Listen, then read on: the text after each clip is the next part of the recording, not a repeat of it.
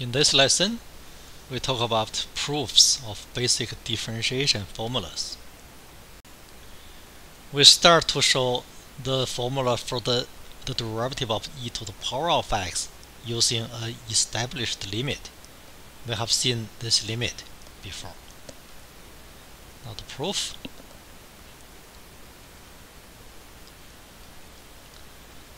For part A. By the definition, the derivative of a function is defined as the limit of a difference quotient. The limit as h goes to 0. The quotient on denominator you have h. On the numerator you have f of x plus h minus f of x. For the particular function e to the power of x, we have the limit as h goes to 0. We copy the denominator.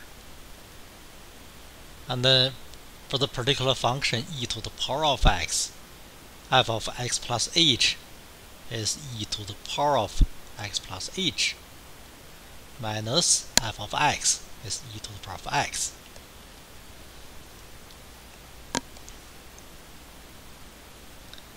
Equals the limit as h goes to 0. Copy the denominator. Now, for the first term on the numerator, I'm going to rewrite that term as the product of two factors as e to the power of x times e to the power of h minus e to the power of x. Recall the properties of exponents. Now on the numerator, we have a common factor e to the power of x, right? Notice that the limit is taken as h approaches 0. By that we mean when taking that limit, we can treat x as a constant. So e to the power of x, when taking that limit, is treated as a constant.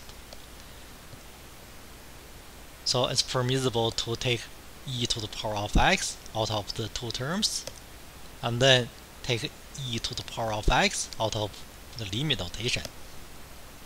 Recall the property of the limits.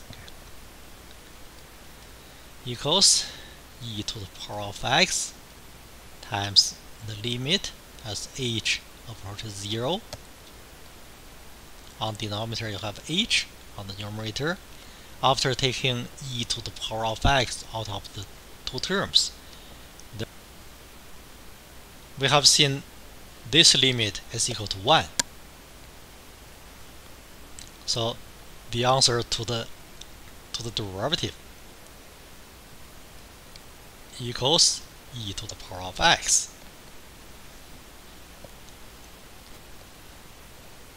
Therefore, the derivative of the function equals e to the power of x as required.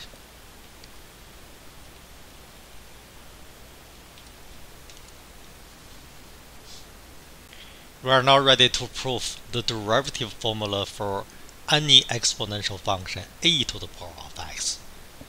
Now part B. Proof for part B. A to the power of x, the derivative of that, using an identity we learned in high school, equals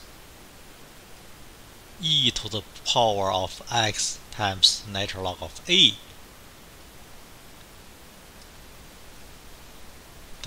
The derivative of that. For this one, we need to use the Chen rule. To use the Chen rule, the outside function is e to the power of u. And then the inside function is u equals x times natural log of a. we differentiate e to the power of u first. Okay, the derivative of e to the power of u is equal to e to the power of u. We just proved that, right? We do not write u, we write e to the power of x times natural log of a instead. So because u is a function of x, we need to multiply that by the derivative of u, the inside function, the derivative of x times natural log of a, equals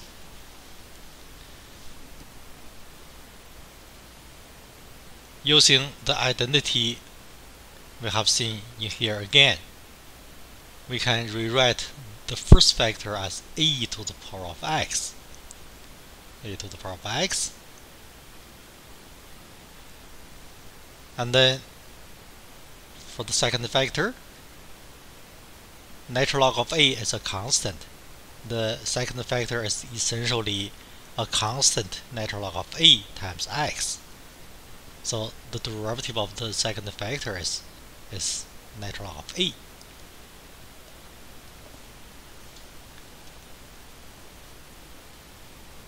You look at two sides of the equation. We have proved the derivative of a to the power of x is equal to a to the power of x times natural log of a as required.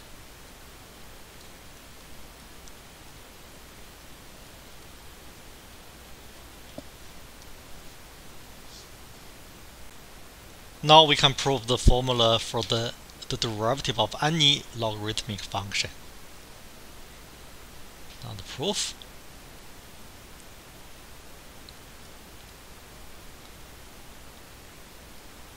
We let y be the log function.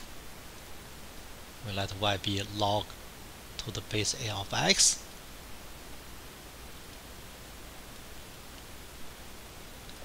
And then we solve the equation for x. It's actually the definition of log to the base a of x.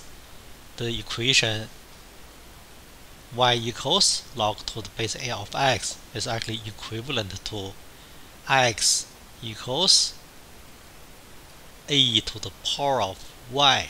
Of course, a is a positive number not equal to 1.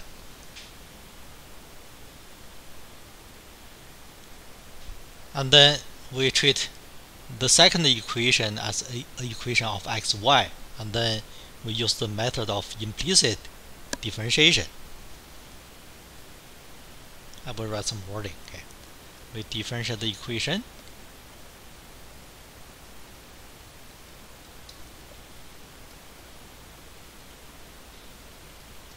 with respect to x.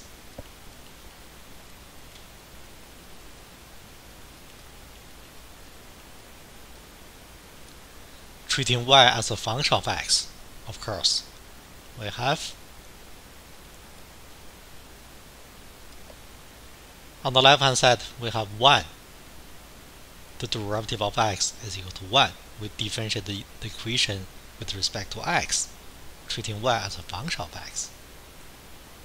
The right hand side, the derivative of the right hand side, the derivative of a to the power of y with respect to y is a to the power of y times natural log of a. We have just seen that. So because we differentiate the equation with respect to x, we treat y as a function of x, we need to multiply this factor by y prime, the derivative of y with respect to x.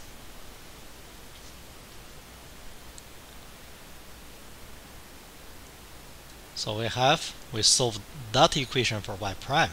Y prime equals 1 over a to the power of y times natural log of a. Now you look at the mouse cursor. A to the power of y is just x. So the derivative of y prime, I mean the derivative of y, so which is y prime, equals 1 over a to the power of y can be replaced with x. Now, x times natural log of a. That's what we wanted. We just proved. Therefore,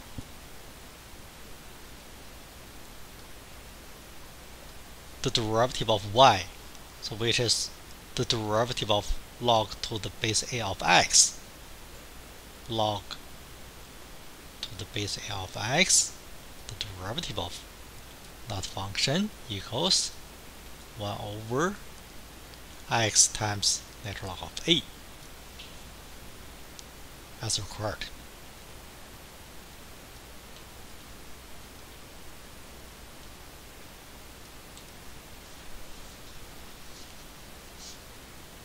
We can now prove the power rule. Now the proof.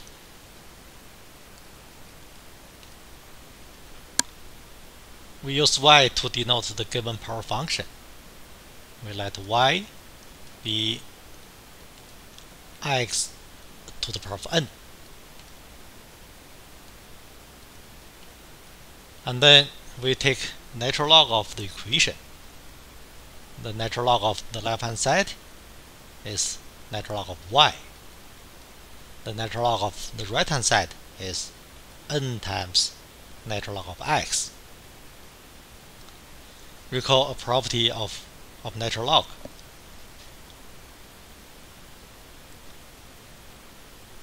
Thus, we now implicitly differentiate the equation with respect to x, treating y as a function of x. The derivative of the left-hand side with respect to x is the derivative of natural log of y with respect to y, so which is 1 over y. Then multiply that by y prime, we are using the chain rule, equals n times the derivative of natural log of x is 1 over x.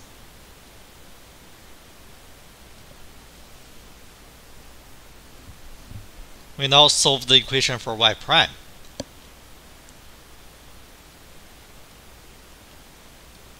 Y prime equals n times y over x.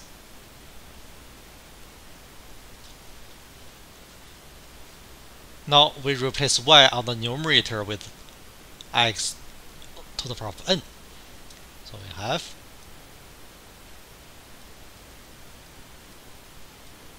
y prime equals n times x to the power of n.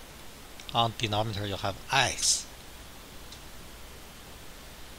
This is equal to n times x to the power of n minus 1. Therefore, y prime is the derivative of x to the power of n. The derivative of x to the power of n equals n times x to the power of n minus 1. That is the power rule as required.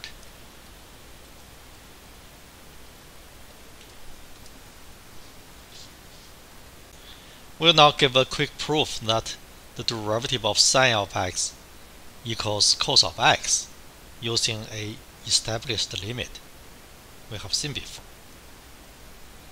But before that, we need to prove the limit of this quotient is equal to 0 as h approaches 0. To see that, we rewrite the limit in this form using a trick identity you have seen in high school. And this limit can be further written in this form. If you do not see y, you can verify from the right hand side to the left hand side. And then using the property of limits, the limit of the product of two functions is equal to the product of two limits. And on this line, the first limit is equal to 1. The limit inside the brackets is equal to 1, and then you have 1 squared equals 1, right? And then the second limit, as h approaches 0, the second limit is equal to 0. So the whole thing, the whole limit is equal to 0. We are now ready to prove that the derivative of sine of x is equal to cos of x. We use f of x to denote sine of x, and then the derivative of the function is defined as the limit of a difference quotient, which is the limit of that difference quotient. Using the trig identity for sine of the sum of two angles, we can have the next line.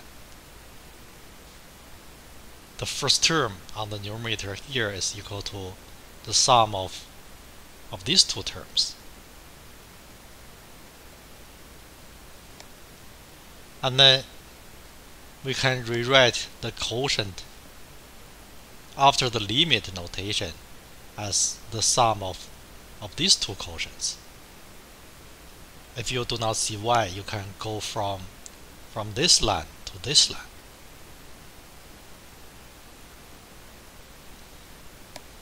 And then we use the property that the limit of the sum of the two functions is equal to the sum of two limits. We can have the next line.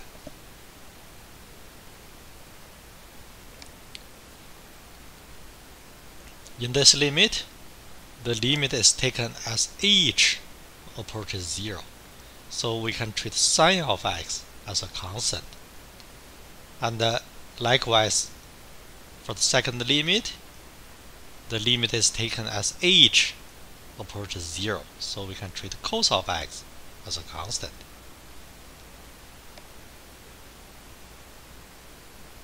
So when taking the limit, we can take the constant sine of x out of the limit notation. And likewise, for the second limit, we can take cos of x, the constant, out of the limit notation. We have seen this limit is equal to 0, and also this limit is equal to 1. So finally, the derivative of the function is equal to cos of x, which means the derivative of sine of x is equal to cos of x, as required. We will now prove that the derivative of cos of x equals negative sine of x. Proof.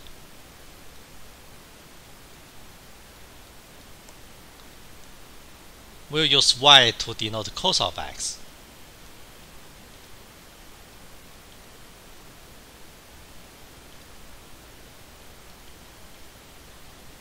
And then we have a famous trig identity saying that sine of x the whole thing squared, and then plus cos of x the whole thing squared, which is y squared, equals 1. This identity is true for any value of x.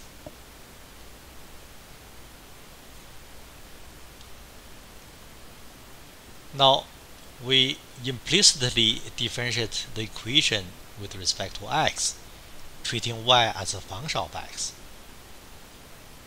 The derivative of sine of x the whole thing squared, using the chain rule, you have 2 sine of x and then times cos of x. Here we need to use the derivative of sine of x equals cos of x. This is the derivative of sine of x.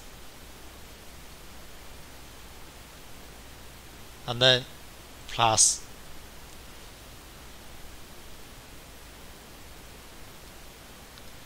the derivative of y squared with respect to x is 2y, and then times y prime. We need to use the chain rule here. We treat y as a function of x. And then the derivative of the right hand side is 0. 1 is a constant.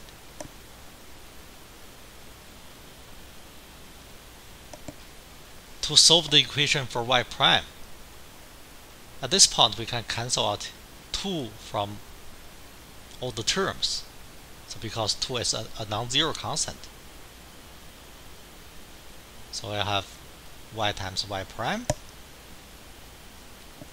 equals negative sine of x times cos of x. So we have y prime equals negative, on the numerator you have sine of x times cos of x, on denominator you have y. But y is equal to cos of x. We can replace y with cos of x. This is negative. For the quotient on the numerator, you have sine of x times cos of x. On denominator, you have cos of x. Cancel out cos of x from the numerator and the denominator. You have negative sine of x.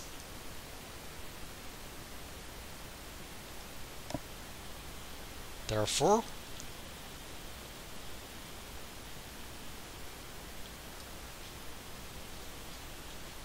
y is cos of x. We have the derivative of cos of x equals negative sine of x. That's what we wanted, as required.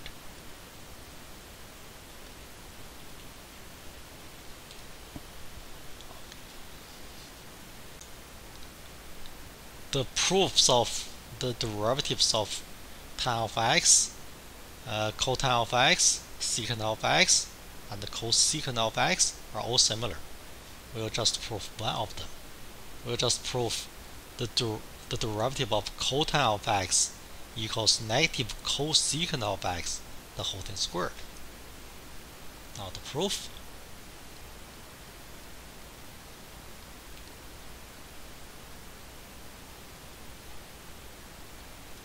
The derivative of cotan of x equals, now let's recall, cotan of x is equal to cos of x over sine of x. We have that trig identity, right?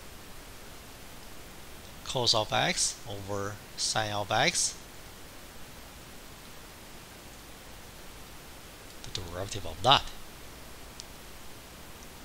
equals, now we use the quotient rule. According to the quotient rule, the denominator is sine of x, the whole thing squared. On numerator you have the derivative of cos of x, which is negative sine of x, and then times the denominator of sine of x, and then minus cos of x times the derivative of sine of x, which is cos of x, equals sine of x, the whole thing squared, on denominator. Now on numerator you have negative sine of x, the whole thing squared, and then minus cos of x, the whole thing squared.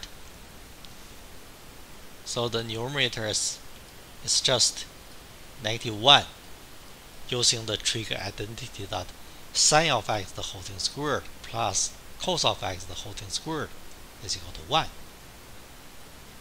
on denominator you still have sine of x the whole thing squared.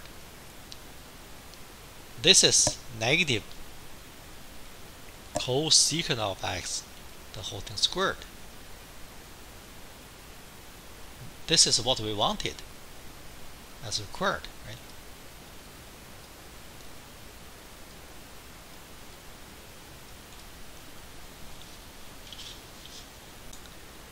We'll now prove the formulas for the derivatives of inverse trig functions. The proofs are all similar. We'll just prove one of them. We'll just prove the formula for the derivative of inverse sine of x. Now the proof.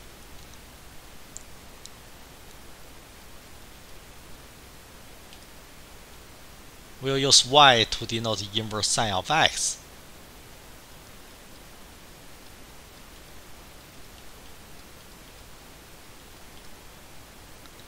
And then this equation is equivalent by the definition of inverse sine of x is equivalent to x equals sine of y. Recall that the range of inverse sine of x is y is in between negative half pi and half pi,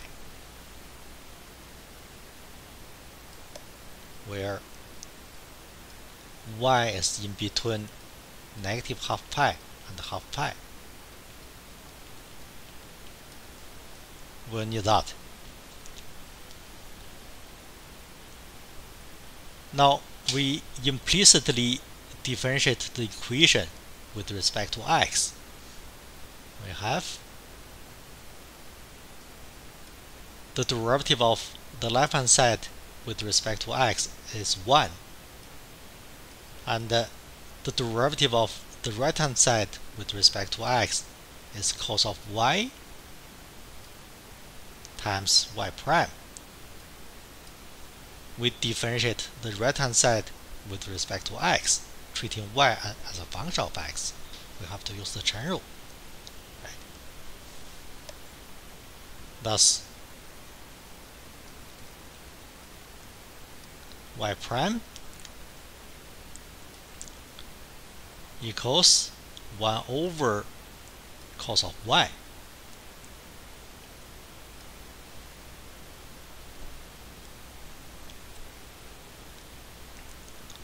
Using the trig identity that sine of y the whole thing squared plus cos of y the whole thing squared equals 1, we can write the denominator as 1 over square root of 1 minus sine of x, sine of y, the whole thing squared. So be careful, cos of y is always positive because y is always in between negative half pi and half pi.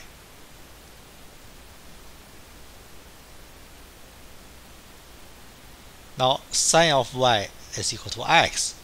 We can write the final form as a function of x as 1 over square root 1 minus x squared. Therefore,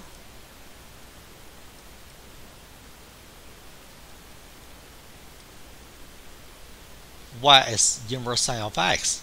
We have the derivative of inverse sine of x equals 1 over square root of 1 minus x squared as required.